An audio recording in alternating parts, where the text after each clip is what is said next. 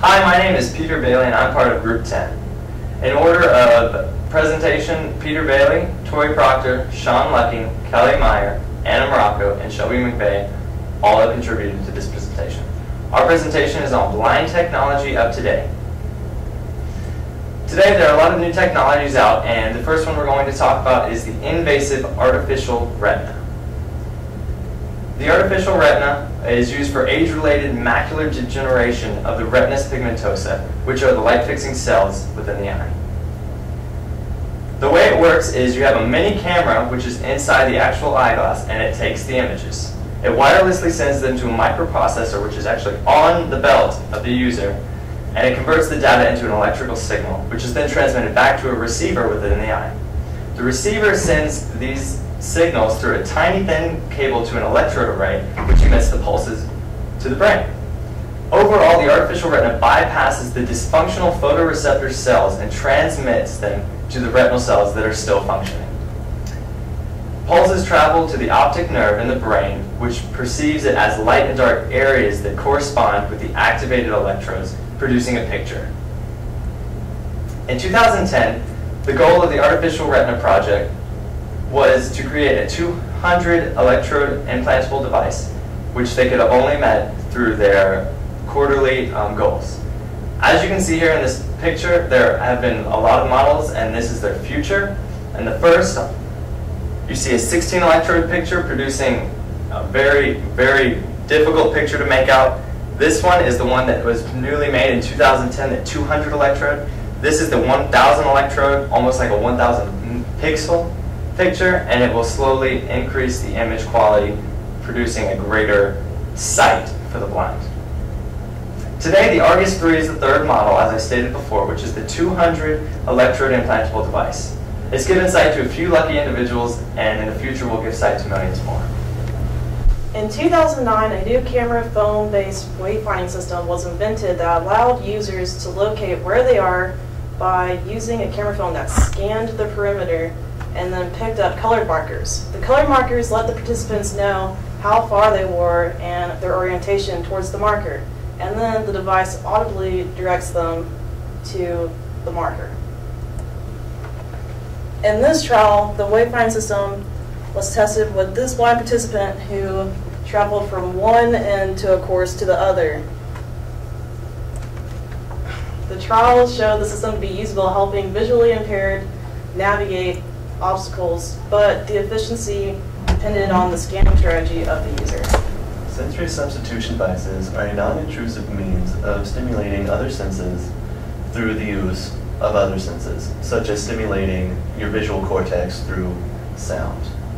And the Hebrew University of Jerusalem have created such a device. As you can see here, it's composed of a camera, which is attached to a small computer that will create a usual algorithm of shapes that are then interpreted and transformed into a soundscape that the user hears. And it's been shown that only a brief amount of training is required by the user before they're able to identify like complex objects, people, and the postures of the people, which is pretty neat. The results also show that the visual cortex is stimulated by the sound, which is unusual because the way in which the visual cortex is stimulated in these blind people is similar to the way the visual cortex is stimulated in people who see. That is, the ventral stream and the dorsal stream are both working in unison. And this suggests some interesting aspects of the brain, such that it has a flexibility that stimulus isn't always what controls how your brain processes things. It also relies on the context of what it's trying to accomplish. And so this is leading to new and more unique and more powerful devices. Okay, another technology used for the blind is the refreshable braille display called the Braille Light. It was invented around 20 years ago and has helped keep the blind up to date with the new digital technology. It basically takes the place of a computer monitor and it allows the blind to use and interact with the internet by receiving electronical signals to the device. And it uses a signal to produce the braille by raising and lowering different pins on the display, and they can read and navigate through the web pages by that way. And the software that controls the display is called a screen reader, and it gathers the information from the screen and will convert it into braille for the reader, and it sends it to the braille light display for them to use. And this is a picture of the braille light, and along here are the pins that will raise and lower as it receives electronical signals from the computer monitor. The BrainPort Vision technology is a device that grants the visually impaired the ability to see through signals passed through the tongue. The device is composed of a tongue array, which is the piece held in the mouth, the base unit, which is where the images are sent, to the video camera, which is on the glasses, and the handheld controller. In general, the device stimulates the tongue through electrodes, and patterns are drawn on the tongue, and users learn the device like you would learn a language. One specific user, who I'll talk about later, said that it is similar to when you have someone draw on your back or write a word on your back and you have to guess what they're writing. To get more technical about the device, the way that it works is by using a camera that converts images to electrical impulses. These impulses are sent through the tongue to the touch part of the brain, which is the somatic cortex in the parietal lobe. Meanwhile, in the occipital lobe, the plasticity of the brain learns to process these touch senses as images.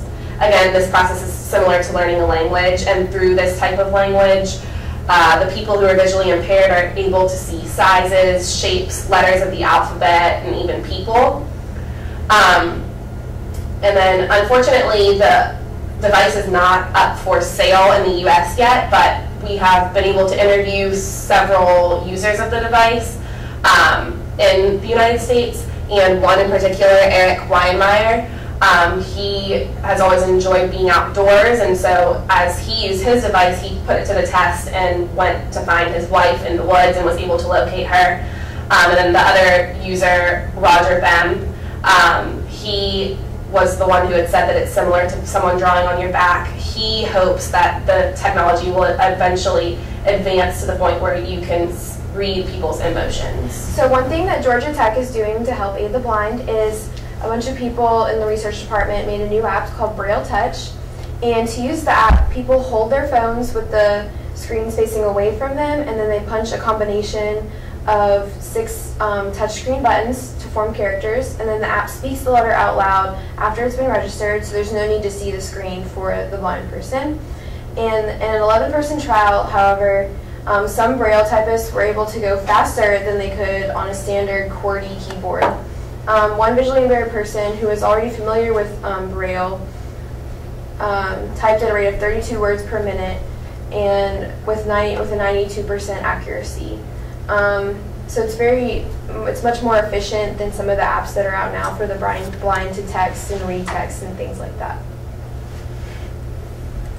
So in conclusion to our presentation, there are so many advances in technology to help the blind see, and these advances and progression will continue to go on as the years go on. And just to remind you, some of the things are BrainPort, sensory substitution devices, Braille light, artificial retinas, the cell phone-based wayfinding systems, and apps like Braille Touch.